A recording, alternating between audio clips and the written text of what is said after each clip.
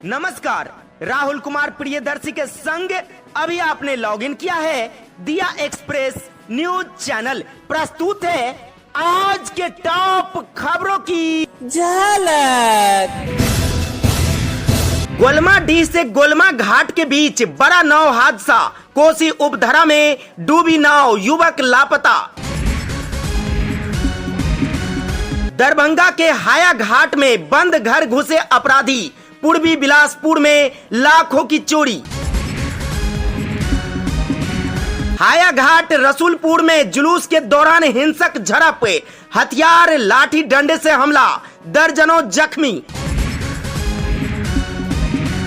अररिया में मुहर्रम के दौरान बड़ा हादसा, करंट की चपेट में 26 लोग झुलसे। नीट पेपर लीक मामले में सीबीआई के हत्थे चढ़ा पटना एम्स के 4 डॉक्टर, लैपटॉप और मोबाइल भी जब्त। पटना में ऑर्केस्ट्रा गर्ल से गैंगरेप, कड़क अंदाज के कारण चर्चे में आई आईएएस का परिवार, सड़क हादसे का हुआ शिकार। यूपी में हार का ठिकरा, किसके सिर फूटा। 2 नए जजों के शपथ लेने के बाद सुप्रीम कोर्ट में न्यायाधीशों की संख्या हुई पूरी। अब खबरें विस्तार से। कुशेश्वर स्थान की कोसी उपधरा में गोलमा डी से गोलमा घाट जाने के दौरान नाव डूब गई है। 2 बाइक भी पानी में बह गए हैं। बाद में स्थानीय लोगों ने उसे पानी से बाहर निकाल लिया, लेकिन एक युवक अभी तक पानी से लापता है। गोताखोर उसकी तलाश में जुट। हाया घाट में बंद घर से नकदी समेत लाखों मूल्य की संपत्ति चोरी हो गई है।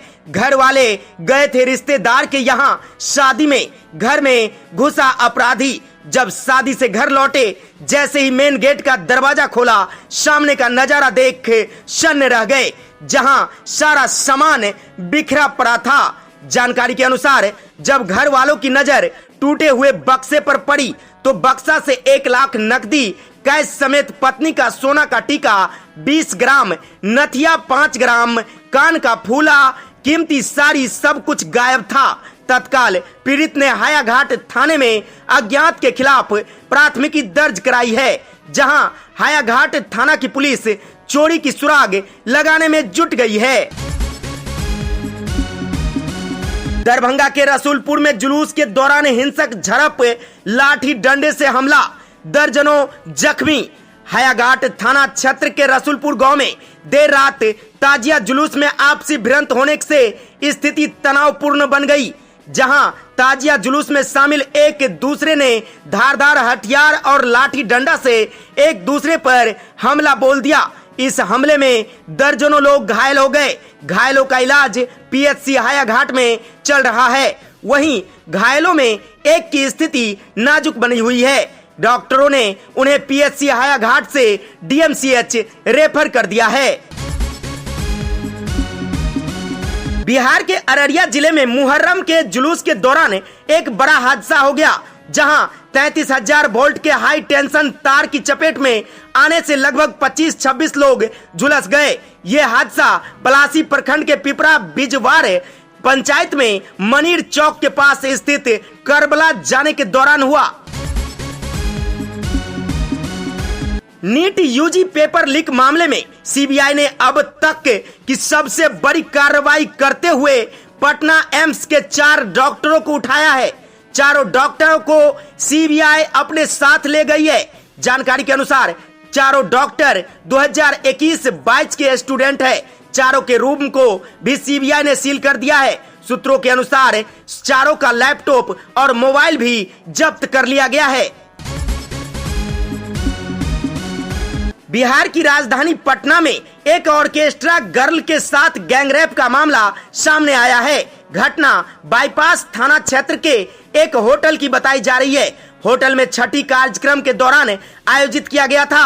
ऑर्केस्ट्रा पार्टी में शामिल एक डांसर से 4 युवकों ने गैंगरेप की वारदात को अंजाम दिया। पुलिस ने डांसर के बयान पर केस दर्ज कर लिया है। दो युवकों को फिलहाल हिरासत में लिया गया है। पुलिस दोनों से पूछताछ कर रही है। यूपी के देवरिया की डीएम दिव्या मित्तल का परिवार सड़क हादसे का शिकार हो गया।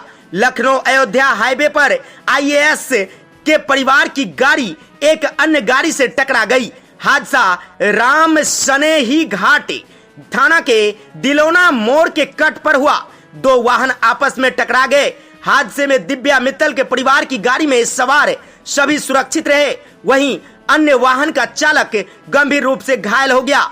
इस हादसे में देवरिया की डीएम दिव्या मित्तल का परिवार बाल बाल बच गए।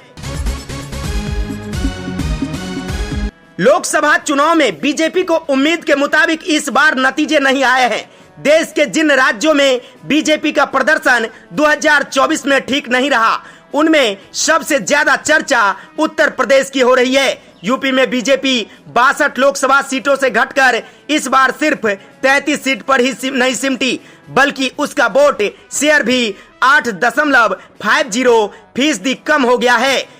यूपी की हार पर बीजेपी प्रदेश अध्यक्ष भूपेंद्र चौधरी ने 80 सीटों पर पार्टी के 40,000 कार्यकर्ताओं से बातचीत और फीडबैक के आधार पर तैयार 15 पेज की रिपोर्ट आला कमान को सौंप दी है। चीफ जस्टिस DY चंद्रचूड़ ने गुरुवार को सुप्रीम कोर्ट के 2 नए न्यायाधीशों को पद की शपथ दिलाई। जस्टिस N कोटेश्वर सिंह और R महादेवन ने सुप्रीम कोर्ट के न्यायाधीश के रूप में शपथ ली।